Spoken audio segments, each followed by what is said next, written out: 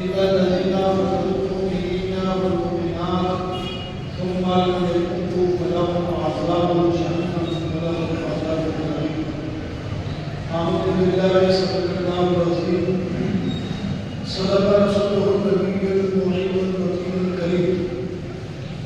ونحن على ذلك من الشاهدين والشاكرين والحمد لله رب العالمين.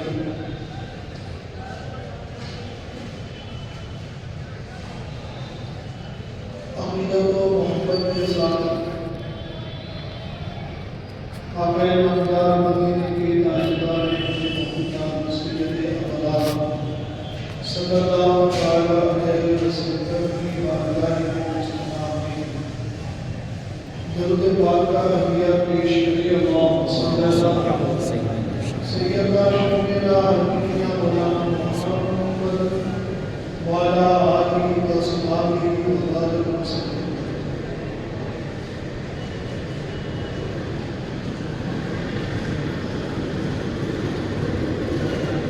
آج کے اس اجتماع میں حسن معمول تفسیر قرآن کے حوالے سے سورہ انعام کی تفسیر کا سلسلہ جاری ہے، مگر حالات کے پیش نظر اور اس مقدس ترین مہینے کی آمد کے پیش نظر میں نے اس ہفتے سورہ انعام کی اگلی آیت سے تفسیر کو موقوف کر دی. آج انشاءاللہ قرآن مقدس کی ایک سورہ مبارکہ ہے، سورہ بروج.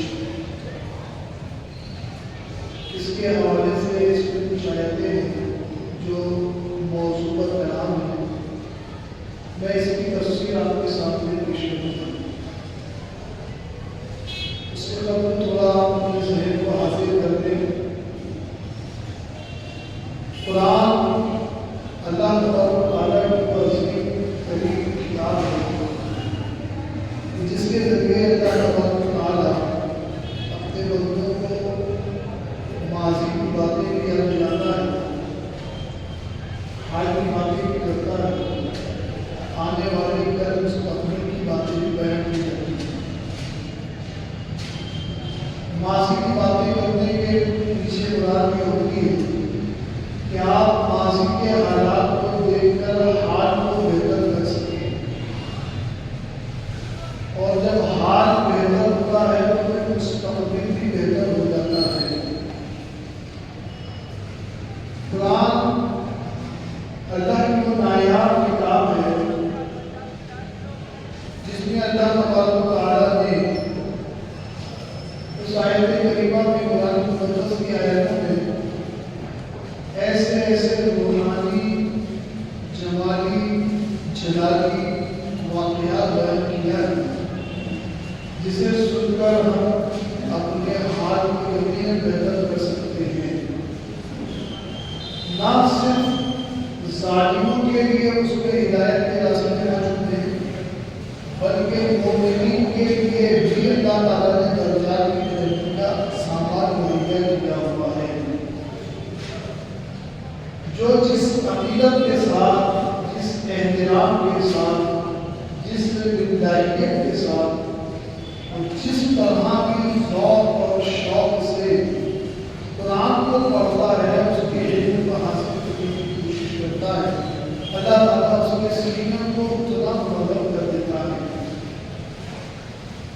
آج میں نے اس سورہ مبارکہ کی تفسیر پر کچھ بات حاصل کرنے کا جو مزاج کا ذہن بنایا ہے، اس کے پیچھے کی بنیادی وجہ یہ ہے کہ آپ اچھی طرح جانتے ہیں کہ اس دور حاضر میں پوری دنیا میں مسلمانوں کے حال بڑے بدتر ہوتے جا رہے ہیں. خصوصیت کے ساتھ ہم فلسطینی مسلمانوں کے حالات کو سن رہے ہیں، اخباروں کے ذریعے، نیوز کے ذریعے، سوشل میڈیا کے ذریعے. ہمارے تک یہ خبریں موجود ہیں کہ آج فی وقت فلسطینی مسلمانوں کے ساتھ کیا ہو رہا ہے اور پھر ہندی مسلمانوں کے ساتھ کیا ہو رہا ہے اور دیگر جہاں جہاں اسلامی ممالک ہیں ان کے سردار ان کے کیا حالات ہیں. کوئی چیز ہم سے چھپی بھی نہیں ہے، سب ہمارے سامنے آیا ہے. اس دور میں میڈیا نے سوشل میڈیا نے یہ کام کیا کہ ہمیں خبریں آسان کر دی. ہمیں پتہ ہے کہ غزہ کے مسلمانوں کے ساتھ کیا ہو رہا ہے. ہم جانتے ہیں کہ غزہ میں کس انداز سے مسلمان اپنی جانوں کی نذرانیں پیش کرتے ہیں. ہم جانتے ہیں کہ فلسطینی مسلمانوں کی کس قدر اموات کو زیادہ شہادت ہو رہی ہے. ہم جان رہے ہیں کہ اس وقت کا زمانہ اسلام دشمن طاقتیں اس طرح سے ان اہل ایمان پر بم کی برسات کر رہے ہیں. یہ ساری چیزیں ہمارے سامنے ہیں. اہل ایمان پر یہ واقعات اسی زمانے میں رکوا ہوتے ہیں. کیا اہل ایمان کی بنیاد پر کسی دور میں ستائے جا رہے ہیں؟ کیا اہل ایمان کی بنیاد پر کسی زمانے میں آزمائے جا رہے ہیں؟ وَلَنَبْلُوَنَّكُمْ بِشَيْءٍ مِّنَ الْخَوْفِ وَالْجُوعِ وَنَقْصٍ مِّنَ الْأَمْوَالِ وَالْأَنفُسِ. اللہ تبارک و تعالیٰ نے اہل ایمان سے فرما دیا کہ اے ایمان والو تم آزمائے جاؤ گے، بھوک سے، بڑوں کی کمی سے، جانوں کے نذرانوں سے، ہر چیز سے تمہاری آزمائش کی جائے گی. کیا اس دور میں مسلمانوں کو اس انداز سے آزمایا جا رہا ہے؟ قرآن اس بات کی گواہی دیتا ہے کہ اہل ایمان اس دور ہی میں نہیں بلکہ ہر دور میں آزمائے گئے اور ہر دور میں اسلام دشمن طاقتیں اپنے طاقت کے بل بوتے پر، اپنے اختیار کے بل پر، اپنی طاقت کے بل پر، حکومتی نظام کے بل پر اہل ایمان کو نہ صرف ستاتے تھے بلکہ ظلماً موت کے گھر کرتے. اور ہر دور میں اہل ایمان پر اس وقت جب ان پر ظلم ہو رہا ہوتا ہے اللہ تعالیٰ نے ماضی میں بھی مظلوم مسلمانوں کے ذہنوں میں جو استقامت اور صبر کا مادہ پیدا کیا، اس دور میں بھی اللہ تعالیٰ نے مظلوم مسلمانوں کے دلوں میں استقامت دی اور صبر و تحمل کی بے بہا طاقت اللہ نے عطا فرمائی. جہاں انسان تصور کر کے اپنے آپ کو کمزور محسوس کرے وہ اس ایمان والوں پر بیت رہی ہوتی ہے مگر وہ اس وقت بھی اپنے ایمان پر ثابت رہتے ہیں. یہ نظارے قرآن میں نظر آتے ہیں پچھلے قوموں میں جو پہلے زمانے کے ایمان والے. اس دور میں بھی غزہ کے مسلمانوں نے، فلسطینی مسلمانوں نے اپنے صبر و تحمل پر استقامت پا کر یہ بتایا کہ اللہ تعالیٰ کی روحانی امداد ان کے پاس موجود ہے. ورنہ ان ظلموں کو دیکھ کر انسان جگہ چھوڑ دیتا ہے، ہجرت کر جاتا ہے، نکل جاتا ہے. دوبارہ یہ تنقیدی کلمات تھے. آئیے ہم آج سورہ بروج کی کچھ آیتوں کے حوالے سے سماعت کرتے ہیں. بروج کہتے ہیں ستاروں کی جھرمٹ کو. برج جو ہے ستارے کو کہتے ہیں اور بروج ستاروں کی برج کی جمع ہے بروج. اس آیت کریمہ میں جو سورہ مبارکہ ہے سورہ بروج، اس میں اللہ تعالیٰ نے کفاروں کے حالات، مشرکین کے حالات، جو انہوں نے ظلم کیا، جو انہوں نے بغاوت کی اور پھر وہ اپنے انجام پر پہنچے اس کے حوالے سے اللہ نے بیان کیا. اور اس کا آیت کریمہ میں اللہ تعالیٰ نے اور بھی کوئی ایمان افروز باتیں اس میں بیان ہے. میں نے جس نیت کے ساتھ اس کو سرمایہ خیال قرار دیا ہے اس کو آپ سماعت کریں تو یہ سورہ بروج ہے. آج ہم اس کو موضوع سے ہٹ کر اس آیت کریمہ کا ترجمہ سنتے ہیں. انشاءاللہ رجب کے حوالے سے بھی تھوڑی سی کرنی ہے کیونکہ یہ بڑا پیارا مہینہ ہے، بڑا مبارک مہینہ ہے.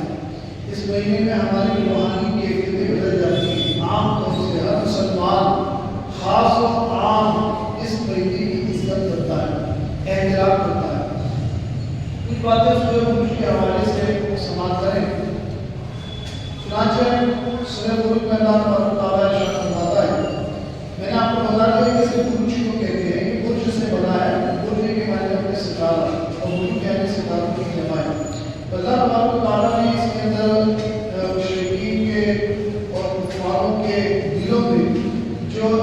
ایمان کی نفرت ہے اور اہل ایمان کو ظلم کرنے اور جس طرح یہ تیار کرتے ہیں اور انہیں اپنی عبرت کا اپنے انجام اپنے انجام تک کا بھی خبر نہیں ہوتی کہ ان کے ساتھ کیا ہونے والا ہے۔ ہمیں اس کی تفصیل سے یہ بھی معلوم پڑے گا کہ ظالم ظلم کرنے میں بالکل اندھا ہو جاتا ہے، اپنے انجام سے بے خبر، گویا وہ سمجھ رہا ہے کہ میں جو کر رہا ہوں بس کر دوں گا، اس کا کوئی انجام میرے سامنے نہیں آئے گا، بلکہ اس آیت کے ذریعے اللہ تعالیٰ کا انجام بھی بیان کرے گا۔ آپ سنیے کہ اللہ نے کیا انجام دیا۔ اور اسی طرح اللہ تعالیٰ اس سورہ قدس کے اندر اہل ایمان کے صبر و تحمل کی بات بیان کر رہا ہے۔ کتنا صبر ہے مسلمان ہر دور میں اپنے جب ایمان کی بات آتی ہے، جب بات ایمان کی آتی ہے، جب بات عقیدے کی آتی ہے، تو مسلمان اپنی جانوں کا نذرانہ تک دے دیتا ہے مگر اپنے ایمان سے سودا نہیں کرتا۔ یہ ایک ایمان والے کی ایمان کی کیفیت بیان کی گئی ہے کہ مسلمان جب اللہ کو مان لیتا ہے، جب اللہ تبارک و تعالیٰ کو اپنا معبود برحق مان لیتا ہے، اپنا الہ مان لیتا ہے، اپنا رب مان لیتا ہے، تو پھر چاہے اس کی جان چلی جائے اپنے اللہ سے دھوکہ نہیں کرتا، اس کی الوہیت پر پھر شک نہیں کرتا، اور یہ ایمانی استقامت اللہ تبارک و تعالیٰ انہیں عطا کرتا ہے۔ چنانچہ سورہ حج کی پہلی آیت سے میں شروع کرتا ہوں۔ قرآن مجید کی سورہ حج میں اللہ ارشاد فرماتا ہے اعوذ باللہ من الشیطان الرجیم بسم اللہ الرحمن الرحیم والسماء ذات البروج والیوم الموعود والشاہد ومشہود۔ اللہ ارشاد فرماتا ہے قسم ہے برجوں والے آسمان کی، یہ ستارے والے آسمان کی۔ اللہ تبارک و تعالیٰ کی خطابت کی شان بڑی عجیب، بڑی نرالی کہ اللہ تبارک و تعالیٰ یقیناً جب ہم اپنی فطرت کو ہم سامنے رکھے کہتے ہیں کہ جب ہم کوئی بات کو کہہ رہے ہوتے ہیں کسی کے سامنے، اپنی بات بتا رہے ہوتے ہیں، تو اپنی بات کی سچائی کو ثابت کرنے کے لیے میں سچ بول رہا ہوں، اپنی بات کو سچ بتانے کے لیے میرا یقین کرو، میری بات کو مانو۔ جب ہم اس لہجے میں آتے ہیں کہ ہماری بات کو مانی جائے تو ہم اپنی بات کو قسم کے ساتھ کہتے ہیں، قسم سے کہہ رہا ہوں میں یہ بات۔ تو قسم کا استعمال اس وقت کیا جاتا ہے جب بات کو دمدار بتانا ہو، بات میں کوئی پاور ہے، کوئی بات ہے بات میں، اس بات کو منوانا مشکل ہے کہ مانو اس بات کی، یہ غلط بات نہیں کر رہا ہوں، میں قسم سے کہنے کی بات، تو ہم قسم سے کہتے ہیں۔ تو اللہ کے کلام کو شان دے گی کہ وہ تو اللہ ہے، وہ رب ہے، وہ قسم نہ بھی ارشاد فرمائے، وہ قسم ارشاد نہ فرمائے، بس یوں ہی کہہ دے، تب بھی ہمیں ماننا ہی ہے کیونکہ اللہ کا فرمان ہے، مگر اللہ کی شان دیکھیے، اللہ کی شان کہ اللہ فرماتا ہے والسماء ذات البروج، وہ کہہ رہا ہے کہ ستارے والے آسمان کی قسم، یہ قسم کھا کر قسم ارشاد فرما کر کہہ رہا ہے، قسم کے ساتھ بات بیان کر رہا ہے، ابھی اس نے بات کہی نہیں، کیا بات، کون سی بات کہہ رہا ہے قسم کے ساتھ، مگر کہہ رہا ہے کہ ستاروں والے آسمان کی قسم۔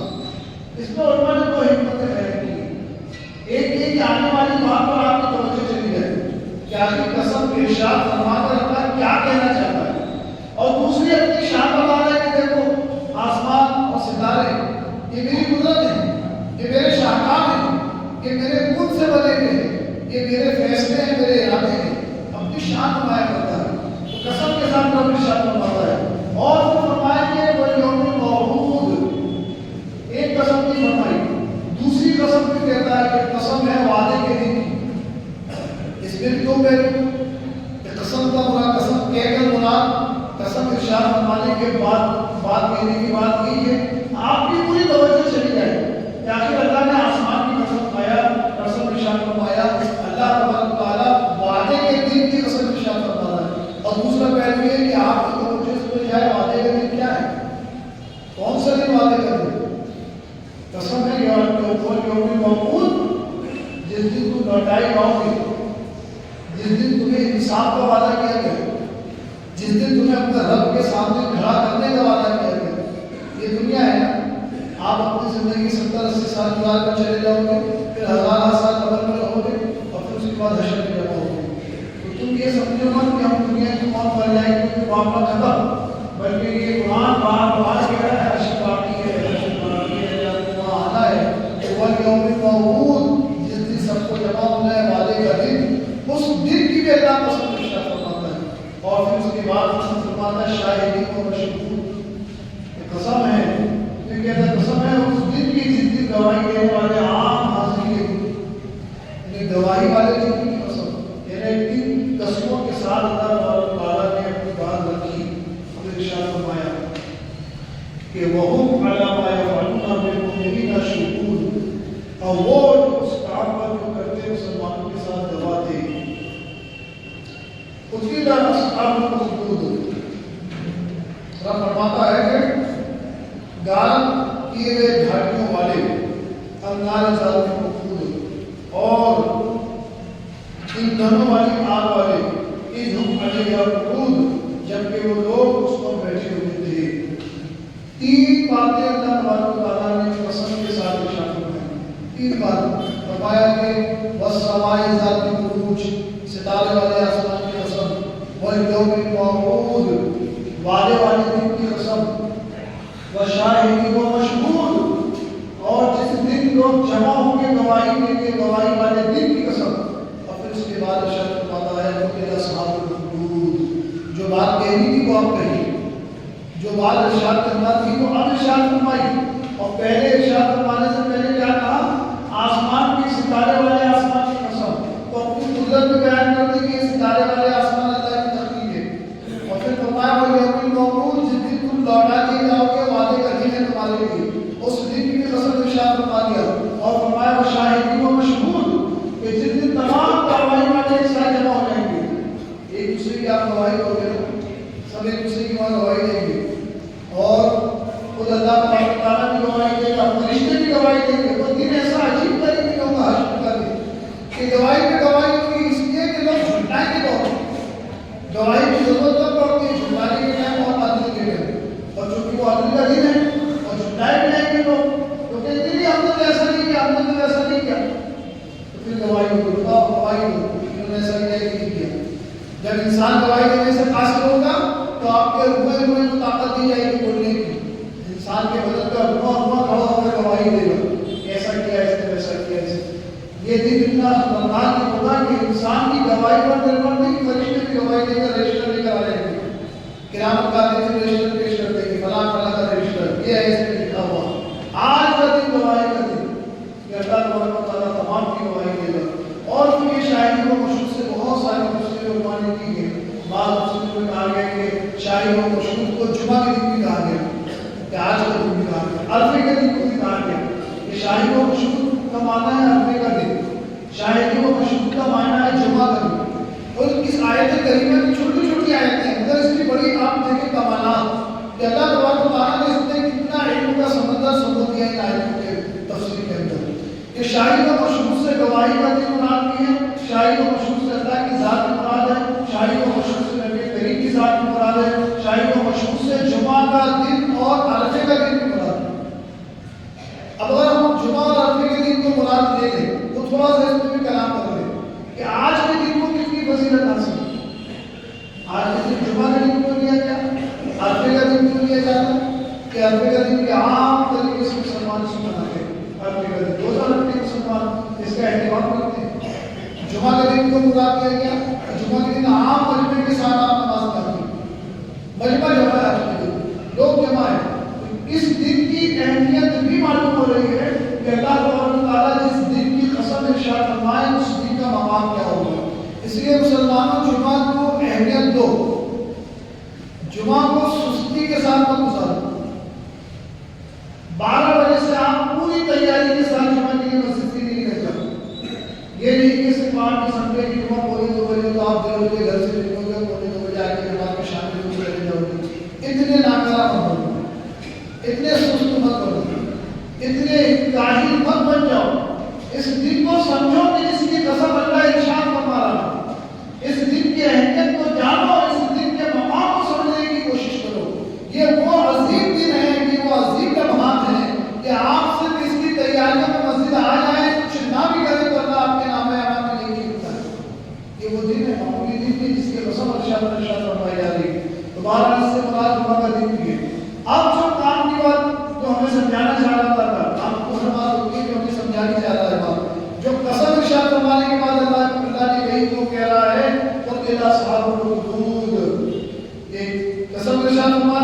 فرماتا ہے اللہ کے غارت ہو کھائی والے، اللہ تعالیٰ کے وہ غارت ہو جائے وہ کھائی والے، اور نال ذات الوقود اور آگ کے ایندھن والے، اس ہمارے وقود، جبکہ وہ لوگ اس آگ پر بیٹھے ہوئے تھے۔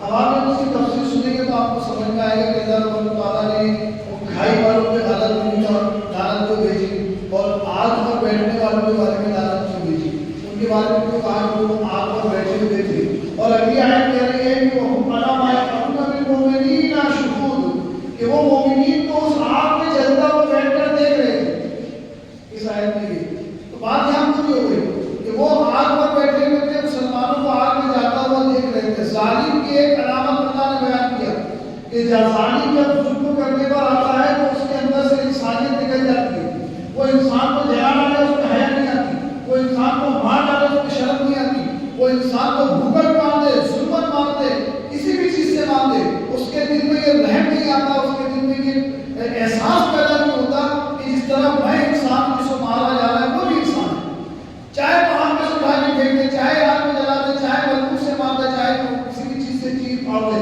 چاہے آڑوں سے کاٹنے کی کرتا دے، ان کے دل نہیں لرزتے، اس لیے کہ ظلم ان کے ذہنوں پر چھا چکا ہوتا ہے۔ تو ظالم انسان دراصل وہ انسان ہی نہیں ہوتا اس وقت جب وہ ظلم کر رہا ہوتا ہے، اس میں نہیں آتی انسانیت میں جس کے ساتھ میں برتاؤ کر رہا ہوں کہ کس قدر خطرناک ہے، وہ بھی انسان ہے۔ اور اس دنیا پر صرف اس دنیا پر مارنا کسی انسان کو کہ وہ ایک خدا کو معبود کہتا ہے، اللہ نے غارت بھیجا ان پر، لعنت بھیجا کھائی والوں پر۔ کیا مطلب؟ ایک بادشاہ تھا، بڑا ظالم تھا، اور وہ خود پرست تھا، آگ پرست تھا، مجوسی کا بادشاہ تھا۔ اس کے زمانے میں اس نے ایک جادوگر کے ساحر کو اپنے پاس رکھا ہوا تھا، اور وہ جادوگر بڑا حکم تھا، اس کو بڑے شبدے بتاتا تھا، لوگوں کو مانوس کرتا تھا شبدے دکھا کر۔ بادشاہ کی اس کی سیٹنگ تھی، اس نے کہا کہ تم دیکھو لوگوں کو شبدے بتا کے میری بادشاہ کی طرف میری خدائی کی طرف لوگوں کو لے کر آؤ، اب جس دن پر ہم اور آپ اس دن پر لوگوں کو چلائیں گے۔ تو اس طرح وہ شبدے باز شبدے دکھا دکھا کر لوگوں کو مانوس کرتا اور ان کے عقیدے اور ایمان سے کھیلتا اور انہیں بادشاہ کے دین پر لاتا۔ اس طرح وہ گمراہی کا شکار تھا۔ ایک دن یہ جادوگر ایک دم ہو گیا برا، اب اس نے بادشاہ سے کہا کیونکہ سیٹنگ تھی، بادشاہ نے جادوگر نے کہا کہ بادشاہ سلامت ہے کہ آپ کو یہ کام اور میرا یہ کام زیادہ نہیں چلنے والا نہیں ہے، کیونکہ اب میں برا ہو گیا ہوں، اتنے کرتب نہیں دکھا پاؤں گا، اتنے شکر نہیں کر پاؤں گا، لہٰذا آپ ایسا کریں کہ اپنی قوم میں سے کوئی اچھا چتو چالاک ذہین کوئی نوجوان دو مجھے، اور اس کو اچھی طرح سمجھا دیتے، سیٹنگ کرتے ہیں اس کی، پھر آپ مجھے اس وجہ میں اس سے سارے شعبے سکھا دیتا ہوں، اسے سارے جادو بتا دیتا ہوں، سارے شعبے سکھا دیتا ہوں، تاکہ ان شعبوں کو وہ بھی سیکھنے تو جیسا تمہارا ہمارا کاروبار چلتا ہے چلتا رہے گا، ورنہ میں تو برا ہو گیا کرتب دکھانے سے نہ میں مر گیا تو آپ کی سلطنت بے بنائی کی گھر جائے گی، تو اسی شعبے کی دنیا پر بنی ہے۔ تو بادشاہ کی بات سمجھنا ہے، بات تو صحیح ہے۔ بادشاہ نے ایک نوجوان کا انتخاب کیا اور اس کی کہا کہ اس کے پاس جانا ہے اور تم جو سکھایا اس کو سیکھو۔ راز دارانہ بات اتنی تھی کہ اس نوجوان کو بھی بادشاہ نے نہیں بتایا کہ معاملہ کیا ہے، کیونکہ بچہ تمہیں کوئی ہنر دینے والا اس کو سیکھنا جی لگا تھا، اس کو سیکھنا اس طرح کام دینا مگر اللہ تبارک تعالیٰ دے کے دلوں کو پھیرنے والے ساتھ بتایا کہ یہ جب اس جادوگر کے پاس سیکھنے کے لیے جاتا تھا تو راستے میں ایک راہب جو کتاب کا علم رکھتا تھا اور جو اللہ کو مانتا تھا، اس سے اس کی ملاقات ہوئی اور وہ لڑکا اس راہب سے متاثر ہو گیا۔ غلط ہے کہ وہ اس راہب کے پاس جانے لگا، جادوگر کے پاس نہیں جانا تھا، اور وہ اس کی باتوں میں آ کر اتنا متاثر ہو گیا، اتنا اس نے اتنی عبادت اس کے ساتھ رہنے کی کہ اللہ تبارک تعالیٰ نے اس کو مستجاب دعوت بنا دیا۔ معاملہ ادھر ادھر چلتا رہا، اب یہ مستجاب دعوت ہو گیا۔ اس کے زمانے میں ایک اژدہا بہت بڑا سانپ لوگوں کے راستے میں آ کے کھڑا ہو گیا، اور لوگ پریشان ہوئے کہ یہ سانپ کو لوگوں کو مارا لے گا۔ وہ اتنے مقام پر پہنچ چکا تھا وہ لڑکا اس راہب کی صحبت میں کہ جب وہ اس راستے پہ گیا تو اس نے دیکھا کہ سانپ لوگوں کا راستہ روک کے کھڑا ہے۔ اسے اس میں اعظم کی تلاوت کیا تھی اس راہب کے پاس، اس نے فوراً اللہ سے دعا کی کہ پروردگار اسے اس راستے سے ہٹا دے اور لوگوں کے جانے کا راستہ صاف کر دے۔ اس کی بات قبول ہوئی اور وہ سامنے سے چلا گیا۔ اس کو دیکھ کر وہ گاؤں کے لوگ، اس علاقے کے لوگ اس کے گرگدا ہو گئے، اس کی بات بڑی، اس کی زبان بڑی تاثیر ہے۔ اور پھر اس طرح یوں ہوا کہ لوگ اس کے پاس اپنی اپنی باتیں لے کے جاتے، میں پریشان ہوں، کوئی بیمار ہے، کوئی ہے، کوئی وہ ہے، جتنی اپنی حاجت لوگ لے جاتے ہیں، لوگوں کے لیے دعا کرتا تھا، سن لیتا بس کا مریض اچھا ہو رہا ہے، کوئی اچھے ہو رہے ہیں، بیمار اچھے ہو رہے ہیں، سارے لوگ اچھے ہو رہے ہیں، بڑا شور بڑا چلتا اس شخص کا ہو رہا ہے۔ اتفاق سے بادشاہ میں جو وزیر تھا اس کی آنکھ چلی گئی تھی، تو نابینا ہو گیا۔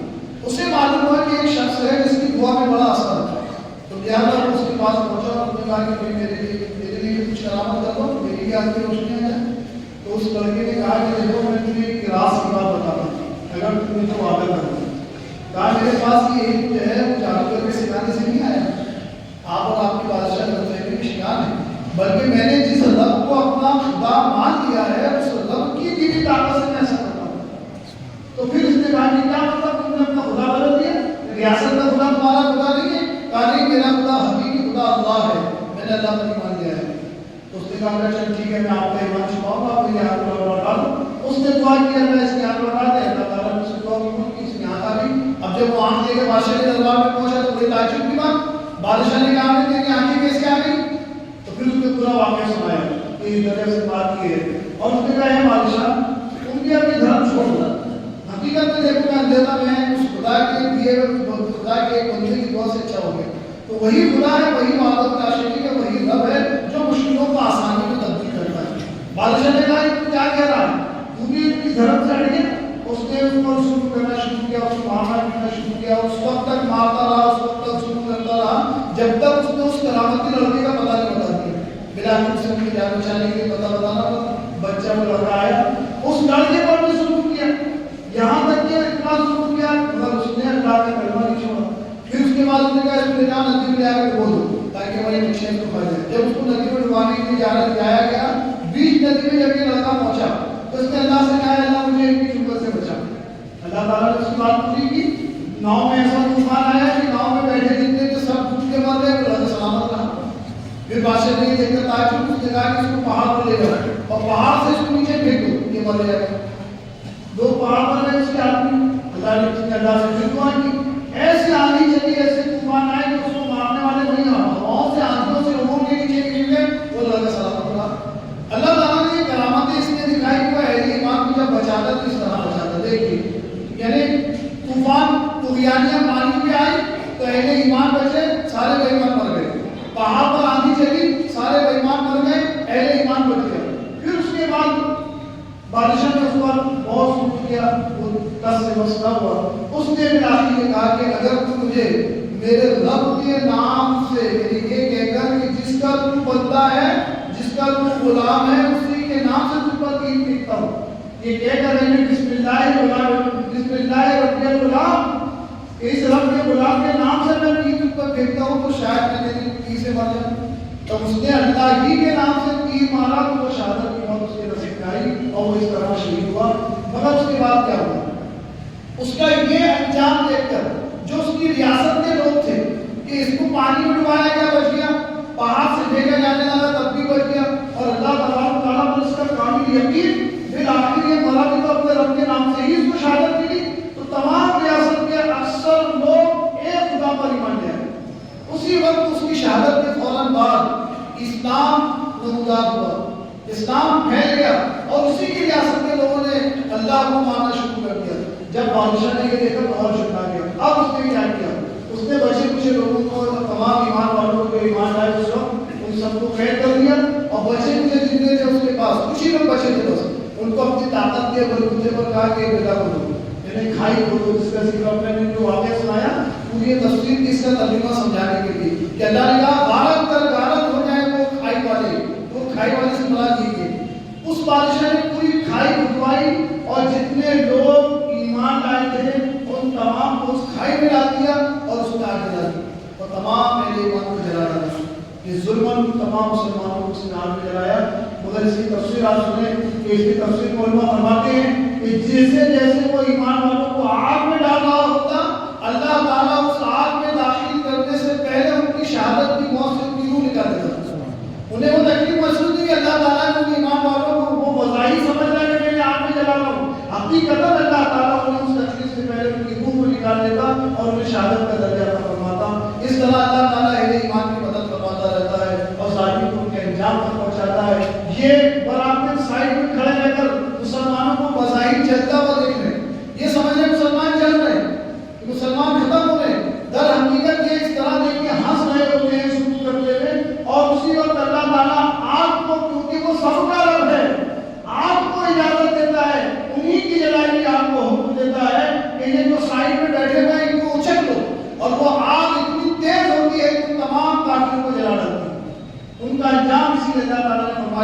کہ اللہ تبارک تعالیٰ فرماتا نار ذاتل وقود کہ پھر ایندھن جو آگ کے ایندھن بنے ہوئے تھے انہم علیہا وقود کہ جب کہ آگ پر وہ بیٹھے ہوئے دیکھ رہے تھے اور آگ میں ان کو چک لیا اور وہ خود دیکھ رہے تھے کہ مسلمانوں کو کس طرح جلا رہے تھے.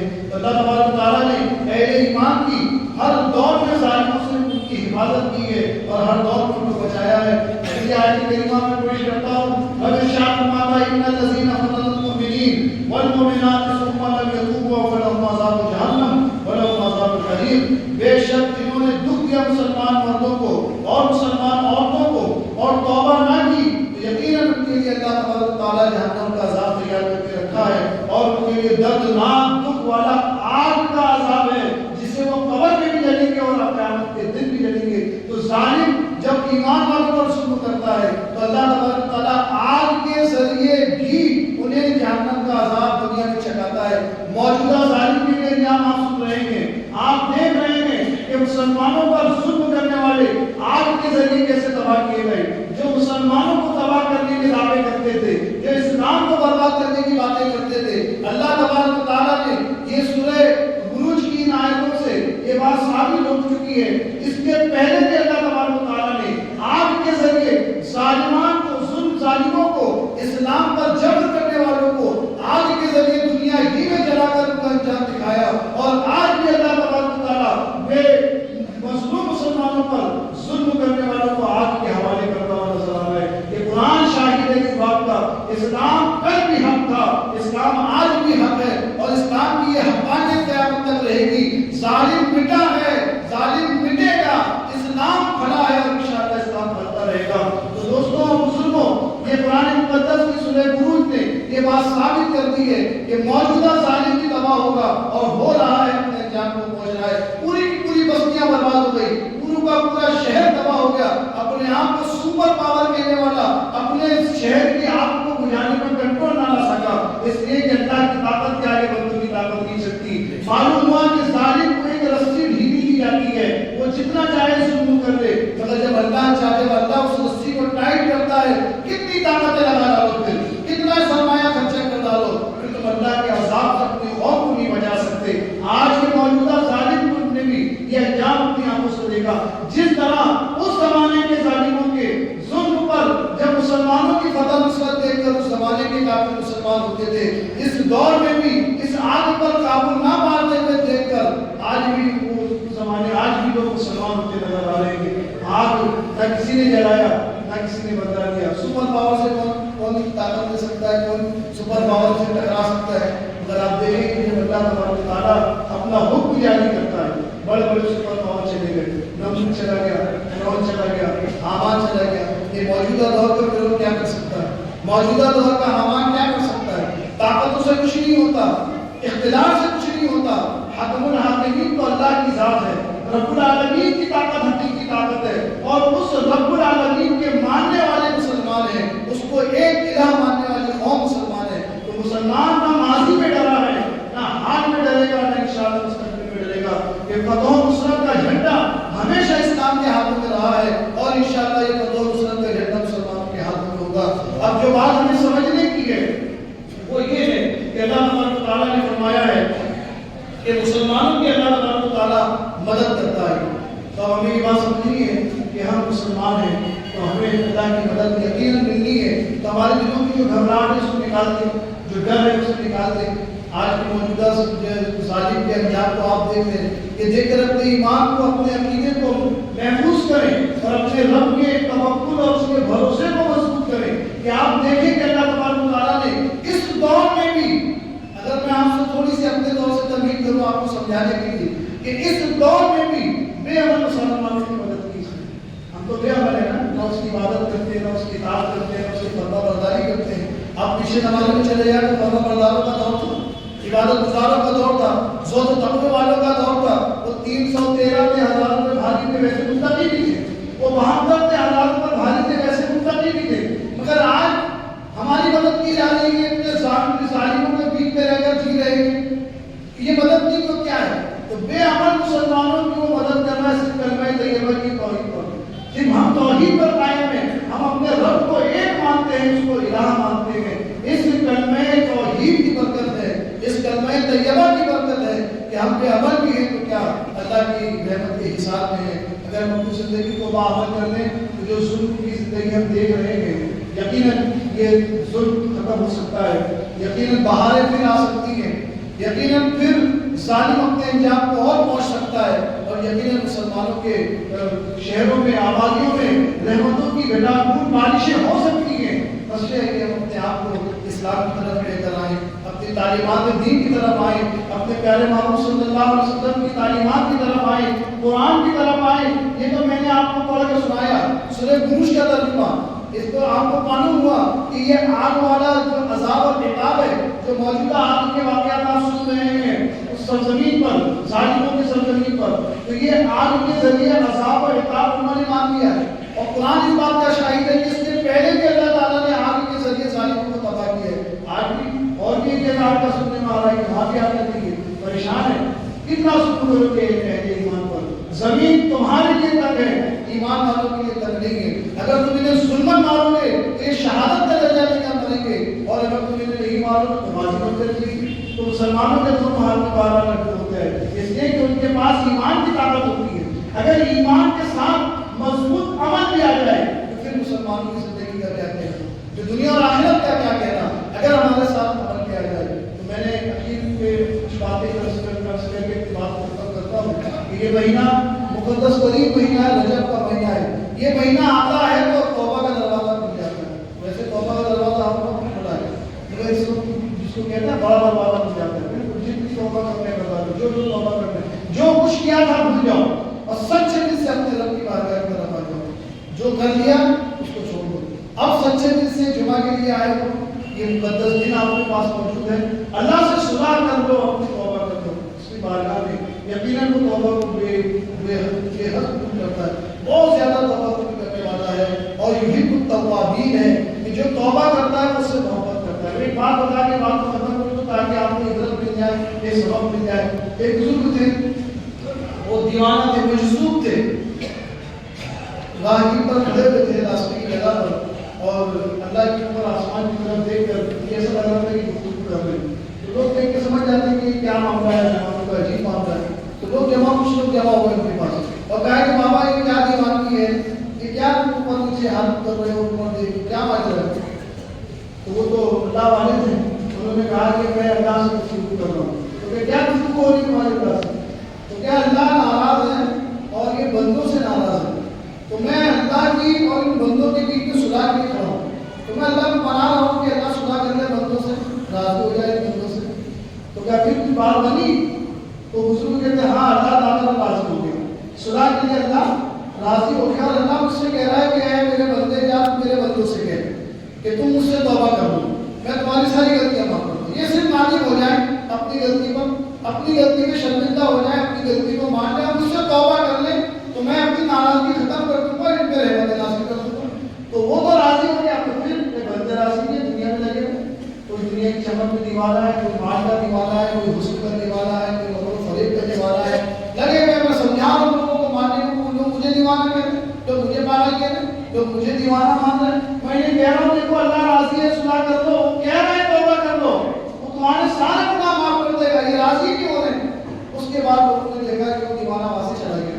ابھی اس کے بعد اسی جگہ قبرستان میں, اب ادھر سے آنے جانے والوں نے دیکھا کہ وہ دیوانہ قبرستان میں بیٹھا, پھر وہ گفتگو کر رہا. پھر لوگوں نے اس سے پوچھا بھائی یہاں کیا مانگ رہے ہیں, یہاں بھی آپ گفتگو کر رہے ہیں. تو کہا ہاں میں بھائی اللہ اور بندے کے معاملے میں رہتا ہوں. تو کیا مطلب کہ قبر والوں میں بھی کچھ بات ہے, تو کیا قبر والوں کے اور اللہ کی صلح کرا رہا ہوں. تو کیا پھر تو کیا قبر والے تو راضی ہو گئے, اللہ راضی نہیں ہو رہا. اب ان کے راضی ہونے سے کیا فائدہ, اللہ کہہ رہے ہیں آپ راضی ہونے سے کیا فائدہ, آپ صلح سے کیا فائدہ, یہ تو اپنے انجام کو پہنچ چکے. تو اس سے پہلے کہ ہم قبروں میں پہنچ جائیں اللہ سے صلح کرو. یہ واقعات ہمیں اندر سے جھنجھوڑتے ہیں کہ اللہ والوں کے واقعات نہیں, دیکھو اللہ والے ایسے ہوتے ہیں, وہ صلح کراتے ہیں بندوں سے. جب تک اللہ تیار ہے صلح کے لیے, ہم بھی تیار ہو جائیں, مسلمانوں سے معافی مانگ لیں, ورنہ موت یہ جو بریڈ ہے ختم کر دے گی, موت یہ رابطے کو توڑ دے گی, موت اس مہلت کو ختم کر دے گی, پھر اللہ راضی نہ ہوگا. اس لیے کہ جب تو آپ انجام دے چکے ہوں گے, تو اللہ نے کہا کہ آپ کو صلح کی ضرورت نہیں ہے, اب بندے تیار ہیں, اللہ تیار نہیں, اس لیے کہ ہم کو انجام کو پہنچ گئے. صلح تو دنیا میں ہوتی ہے, قبر میں صلح نہیں ہوتی. اس لیے اس سے پہلے کہ ہمارے گناہوں کی سزا ہمیں مرنے کے بعد قبر میں ملے, آج توبہ کر کے خدا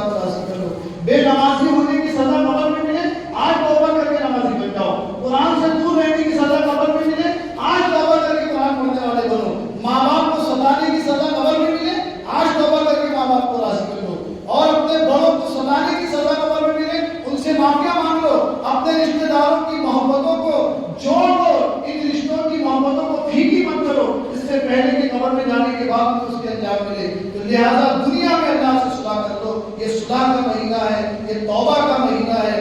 اندر سے اپنے ایمان کو بیدار کرو, اپنی غیرت کو بیدار کرو اور اپنے ایمانی دنیا اور اپنی ایمانی زندگی کی طرف آؤ. اللہ تبارک سبحانہ تعالیٰ کی بارگاہ میں دعا ہے مولا کریم ہم سب کو توبہ کی توفیق عطا فرما, ہمارے گناہوں کو اپنے فضل سے معاف فرما.